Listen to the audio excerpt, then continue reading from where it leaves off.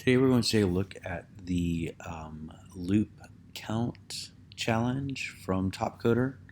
Um, so the goal of this challenge was to create a linked list that contained a loop. And we were supposed to build two methods for testing this. One was create a chain to test. So this would basically take a linked list and create the linked list with the tail. So that meaning links within the linked list, and then at the end of that linked list, it would add a loop. And the create chain to test would take in two arguments: tail size, so how many nodes in the original linked list, and then loop size, how many nodes in the loop. So what I've done is I am going to create the linked list, and what's going to happen is that it's going to append or shovel into the linked list, and I created a shovel method for this linked list, a new node at a value of true. Now this value could have been anything. It could have been 0, it could have been any number, but again, we're not that worried about the value of any of the nodes in the linked list. We just wanted it to create a new node.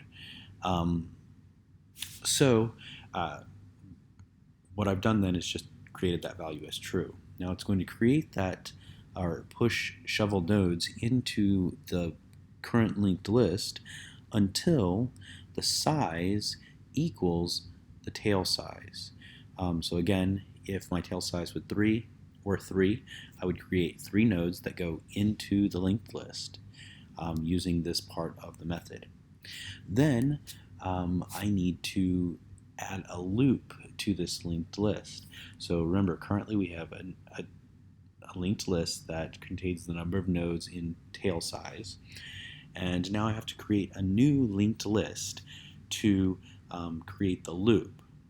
So what I do is I just call a new linked list on here, loopy, and then into loopy I'm going to do the exact same thing I did with the original linked list. I'm just going to shovel in new nodes until the loopy size equals loop size. Okay, so now however many loop or nodes are supposed to be in the loop are the number of nodes in this new linked list.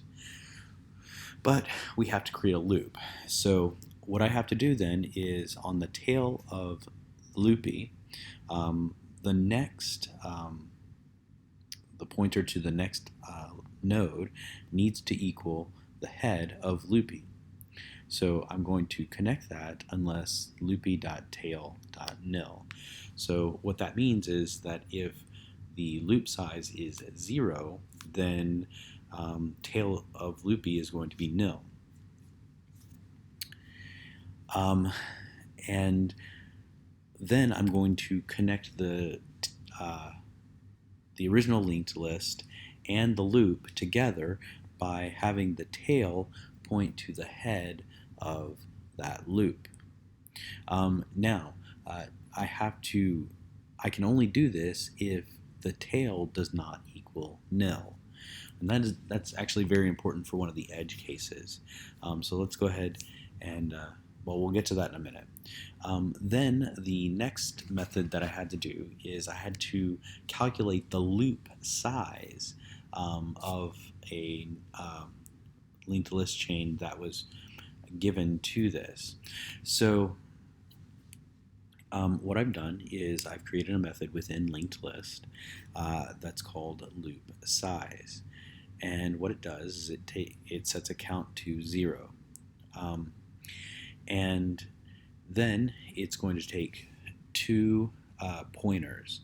It's going to take a slow pointer and a fast pointer, and the slow pointer is going to increment along the linked list node by node, and it's going to just go all the way through the linked list. Again, it's going very slowly. It's going node by node. Then we're creating a fast pointer that's also going to iterate through the linked list, but instead of going node by node, it's going to go every other node. So if at any point there is a loop in the linked list, as the slow pointer goes through the linked list, the fast pointer is going to catch up to it at some point, and that point will be the start of that list, or the starting count of that list. So while slow p and fast p, so while these things are going through, and again, there will always be a slow p and a fast p if there's a loop, because it will loop indefinitely, and fast p dot next. And again, remember, if there is a loop, then this fast p is always going to have a next. Then slow p is going to equal slow p dot next, and fast p is going to be fast p dot next dot next. Again, the slow pointer is iterating +1, fast pointer is going to iterate +2. And then I'm going to return a method that I call count nodes, and I'm going to pass in slow p, if slow p equals fast p. So if at any point slow p and fast p are the same node after starting, that means there is a loop, so I have to count that loop. However, if none of these happen, so if there is no loop, then this while loop is going to break and return the count, which is going to be, of course, 0. So, actually, that shouldn't be there. Now, with the count nodes method, this is just going to count the number of nodes in the loop. So what I do is I pass in a loop, and this could either be slow p or fast p. It doesn't really matter, but I pass in slow p because I know that's incrementing 1 by 1. But again, it doesn't matter which one I pass in at this point. I'm going to set the current node equal to the node.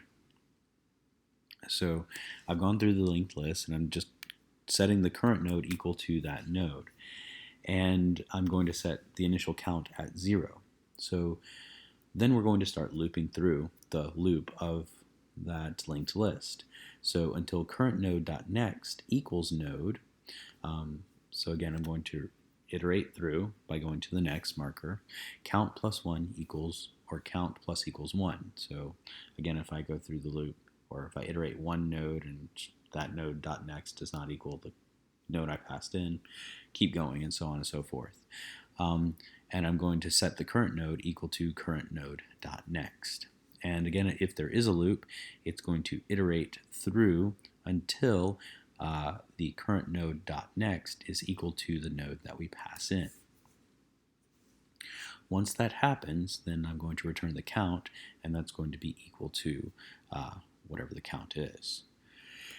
The last method I built into the linked list is just size. Now, again, because I am creating or self-creating this linked list, I need this size marker or the size method to show me what the size is at any point.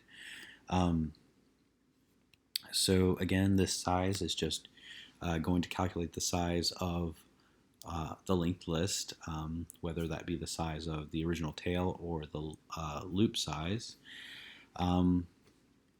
Then I'm going to set the count equal to 0, current node equals head, because that's the head of the linked list, and then until current node equals tail, count plus equals 1. Now the reason I do until current node equals tail is because if I just put until current node equals nil, if there's a loop in there, it will cause an indefinite loop or an infinite loop with the until and never give me the size. It'll just get hung, and that could be a problem. So we remember that each of these things has a tail, whether it be the original linked list or the loop in the linked list. They both have a tail. So again, I can calculate the size by reaching that tail unit. And then it's just a simple current or count plus equals 1, just like we saw with the current count nodes, and current node equals current node dot next. Then when it makes it all the way through and reaches the tail, then count is going to equal whatever the count was, and that's going to be returned. All right, so let me clean up this code just a little bit. and we'll go over the RSpec. Now the RSpec is just a very, very simple RSpec, and I may actually refactor this before I turn it in, depending on my time constraints. But what I'm doing is I'm going to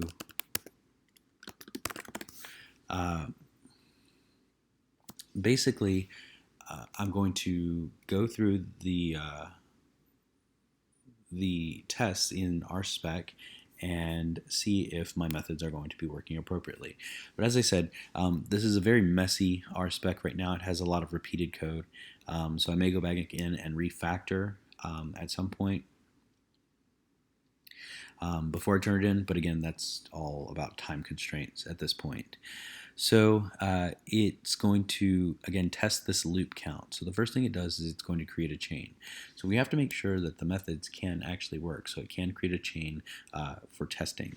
So I'm going to create a new linked list called list, and then I'm going to call the method create chain to test. And I'm going to just call it with values 3 and 4. So what should happen then is the list size, and that's the size of the tail, should equal 3, and then the loop size should equal 4. So again, it creates that linked list to test and shows me that basically the methods that I've built in are working. Then the next thing I'm going to do is I'm going to create a chain without a loop. So this is one of the edge cases that needed to be tested. So what happens when we create a linked list and it does not have a loop? What's going to happen? And this is actually why we have these two portions of the create chain to test built out. Because if loopy tail equals nil and tail equals nil, then this is going to actually take care of those edge cases. So again, if loopy tail equals nil, that means that no tail was created and no loop was created because there's nothing there. There is no loop. It doesn't loop back upon itself. Now, even if I had 1, there could be a loop at the end of the linked list because then the tail would be pointing to the loop head and the head would be pointing to the tail of the original linked list, and that's pretty much just a loop. It's just a bidirectional linked list or a doubly linked list there at the end, but it's still a loop in that instance. All right. The next thing is so we're going to test that with a 0. So when we expect the list size to equal 3, so that's the length of the tail, and the loop size is going to equal 0. So again, if it does not create a loop at the end, then of course it's going to return size 0, and that's why we have this count built into the loop size method. I could just put 0 here, but that just makes it a magic number. We don't know exactly what's going on. So we're going to return count. And that count will be 0 because there's no slow p or fast p present. So there we go. Then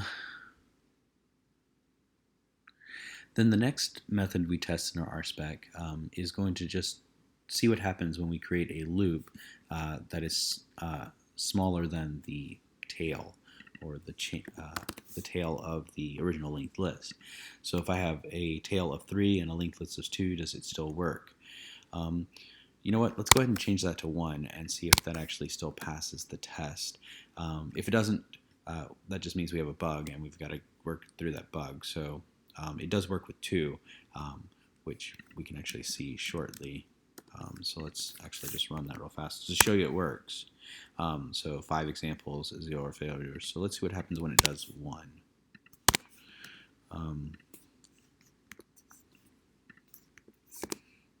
Yeah, it still works. Okay, so even with 2, 1, whatever, as long as it has a number there on the tail, it can definitely count it. So even if it's a doubly linked list there at the tail with the loop of 1 node, then it still counts as a loop. Okay, then we create a chain that's much larger than the tail. So again, we have the linked list, that new linked list, and we're going to create a chain of 5 Again, it could be a chain of 1. It doesn't really matter. But it's still going to create the linked list with the loop. And here the loop is going to have 11 nodes in it. So yeah, that still works. And then finally, it does not create a loop without a tail.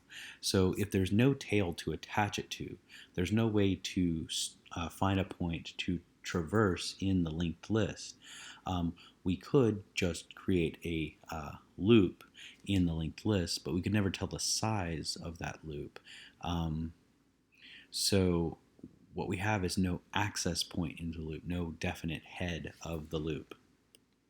I could actually build that in, but again, that would play cattywampus with the original linked list that's passed in. So it's going to actually return a loop size of 0 because it has no point to start in the linked list to go down with slow p and fast p. Actually, let's see what happens when we do that, actually.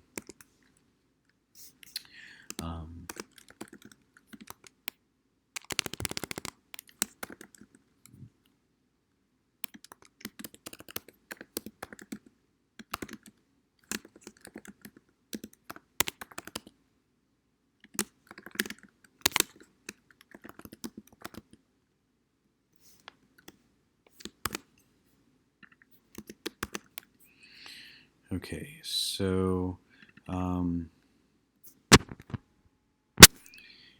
if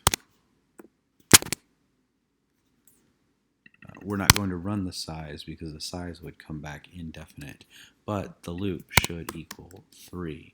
So let's see what happens when, yeah, so that works. Let's see what would happen if we actually tried to do that size. So 0 and 3, let's actually see what happens here. Yeah, see, it hangs. So again, we have to be careful not to call the size method on that linked list if there is no tail to build in. So that's going to be a bug with that. We can count the number of items in the loop if that should happen, but we cannot count the total size of the linked list because there isn't one. So again, that just it's an edge case, and we just have to be careful with it. And there's probably a way to fix that. I would just have to take a little bit longer to see what I could do.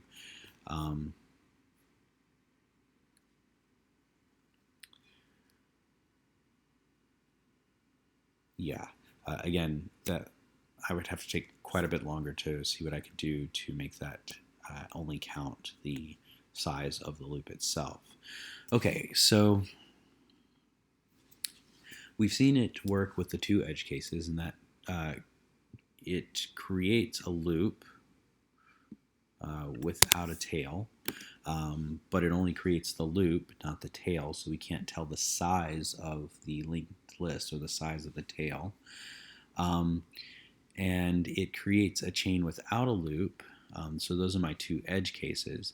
And then finally, the three cases that show the actual methods working are creates a chain with a loop smaller than the tail, and creates a chain with the much larger, or creates a loop much larger than the tail. Okay, so again, if we run bundle exec rspec, we get the 5 examples and 0 failures. And if there are any questions, please feel free to ask, and I will answer them as soon as I can in the forum. Thank you.